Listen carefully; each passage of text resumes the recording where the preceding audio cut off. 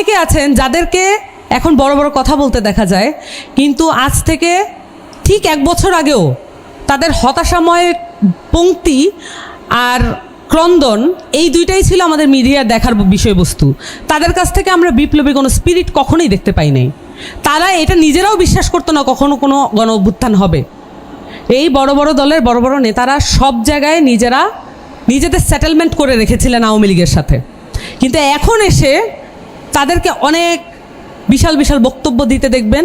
সবচেয়ে বেশি যেটা দেখবেন যেটা ইয়াং জেনারেশন সেটাকে ক্রিমিনালাইজ করতে। এই যে ঐক্যমত্য কমিশনে জুলাই সনদ বাস্তবায়নের জন্য এখানে 4-5 জন তরুণ যে ওই পুরো ফোরামের মধ্যে বসেছে, এইটা কিন্তু একটা মাথা ব্যথার বিষয় তাদের জন্য। এবং তারা তো এখন 3 বছরের কথা বলেন, কিন্তু আমরা আমাদের যতদিন জীবন, আপনারা ভুলে যাবেন না আমাদের শৈশব কৈশোর আমরা পার করেছি ফ্যাসিস্ট আমলে। আমরা শুধুমাত্র আমাদের পুরো কৈশোর এবং আমাদের পুরো ইউনিভার্সিটি লাইফ আমরা স্বপ্ন দেখেছি কিভাবে এই হাসিনা ফ্যাসিস্টকে আমরা কিভাবে হটাবো, এই ফ্যাসিবাদী কাঠামো আমরা কিভাবে পরিবর্তন করব। আমরা হাসিনা তো হটাই না এই জন্য যে আরেকটা ফ্যাসিস্ট এসে তার জায়গা পরিবর্তন করবে। এইটা ভুল করার কোনো কারণ নাই যে একটা পাওয়ার থেকে আরেকটা পাওয়ারে ট্রান্সফার হওয়াই এই গণঅভ্যুত্থানের লক্ষ্য ছিল। এইটা এই জায়গায় নিয়ে যাচ্ছে আমাদের পুরাতন রাজনৈতিক দলগুলো। তাদের সেই বুদ্ধিবৃত্তিক মেকানিজম নাই। তারা অনেক ভালো করেই ঘুম থেকে ওঠেন, ভালো করেই ঘুমাতে যান, নিয়ম মতো চলেন, কিন্তু তারপরও তাদের এই বুদ্ধিবৃত্তিক ক্যাপাসিটি নাই এই যে বাংলাদেশকে নতুন একটি সামাজিক এবং রাষ্ট্রীয় কাঠামোর মধ্যে দিয়ে নিয়ে যাওয়া, এই ক্যাপাসিটি তাদের নাই। এই কারণে তারা যেটা করেন, তারা নিজেদেরকে এমনভাবে পোর্ট্রে করেন যে তারাই সবচেয়ে বেশি কনফিডেন্ট। একটা কন্টিনিউয়াস স্ট্রাগলের মধ্যে আছি। একটা নতুন পার্টি হয়েছে, এই নতুন পার্টিটার 53 বছর পরে একটা নতুন পার্টির মুখ দেখলো। এমন একটা পার্টি যেটা একটা তরুণদের দল হিসেবে নিজেদেরকে আত্মপ্রকাশ করেছে। আমরা ঐক্যমত্য কমিশনকে পার্টি হওয়ার আগ থেকেই ওয়ার্ক করতে দেখছি। যেহেতু পলিটিক্যাল পার্টি ছাড়া ঐক্যমত্য কমিশনে বসার কোনো সুযোগ থাকে না, আমাদেরকে একটা পলিটিক্যাল পার্টি ফর্ম করতে বাধ্য করা হলো। বাংলাদেশের রাজনৈতিক যে বলয়, এই বলয়টা আসলে তার কাছেই তার ক্ষমতা রাখতে চায় এবং তারা চায় না এমন কোনো শক্তি মাঠে বা কমিশনে বা সংসদে আসুক যেই শক্তিটা আনপ্রেডিক্টেবল এই অর্থে যে তাদের কন্ট্রোলের মধ্যে নাই। এই শক্তিটার মধ্যে কারা ইনভলভ? প্রধানত বাংলাদেশের যারা সুপার কর্পোরেট অলিগার্ক এবং যারা ব্যবসায়ী বড় বড় গোষ্ঠী আছে, সেই সাথে এখানে সিভিল ব্যুরোক্রেসি আছে, আমলাতন্ত্র, এবং সাথে মিলিটারি ব্যুরোক্রেসিও আছে। এই যে পুরো সেটআপটা, এইটা হচ্ছে বাংলাদেশের একটা অন্ধকূপ। এই অন্ধকূপ থেকে বের হওয়ার জন্য বাংলাদেশের মানুষের একটা 53 বছরের একটা লড়াই আছে। হয়তো আমাদের এই লড়াইটা করতে হয়েছে কখনো ভোটের জন্য, কখনো স্বৈরাচার হটানোর জন্য, কখনো মিলিটারি শাসন হটানোর জন্য, কখনো আমাদের করতে হয়েছে ফ্যাসিস্ট হটানোর জন্য।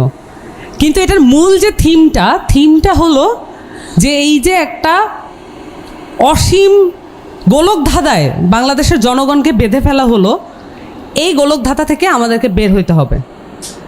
এখন দেখেন আমাদের দেশের রাজনীতিবিদ, অনেক বড় বড় রাজনীতিবিদ, অনেক বড় বড় দলের আছেন, তারা এখনও তাদের যে স্পিচ ডেলিভারি সেগুলোতে এখনও দেখেন যে কী ধরনের ভূমিকা পালন করছে। এখানে আপনি দেখবেন যে কোনো দলের কোনো ভেদাভেদ নাই।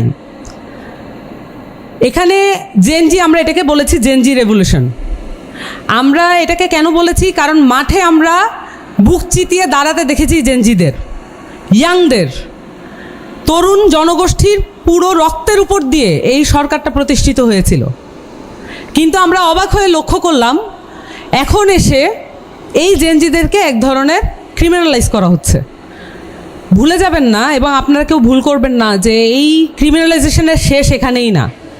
এটা শুধু বক্তব্যের মধ্যে দিয়ে ক্রিমিনালাইজেশন হবে তা না। জুলাই সনদ যদি আদেশের মাধ্যমে বাস্তবায়িত না হয়, যদি আইনি প্রক্রিয়া এটা সুনিশ্চিত না হয়, তাহলে এই ক্রিমিনালাইজেশন কোর্ট থেকে পর্যন্ত হবে। বাংলাদেশের সুপ্রিম কোর্ট কখনোই স্বাধীন ছিল না এবং এমন কোনো ব্যবস্থা আমরা এখন পর্যন্ত যা ঐক্যমত্যে এসেছি, এমন কোনো ব্যবস্থা আমরা এখনও করতে পারি নাই যে আমরা সুপ্রিম কোর্টে স্বাধীন করতে পারবো।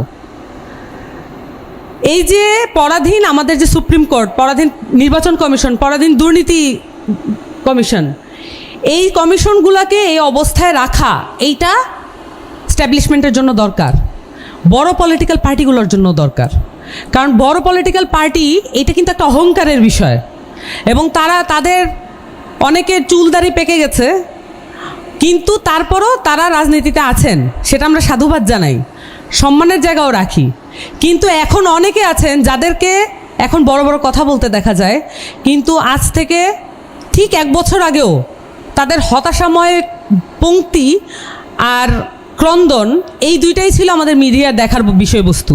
তাদের কাছ থেকে আমরা বিপ্লবী কোনো স্পিরিট কখনোই দেখতে পাই নাই। তারা এটা নিজেরাও বিশ্বাস করতো না কখনো কোনো গণ অভ্যুত্থান হবে।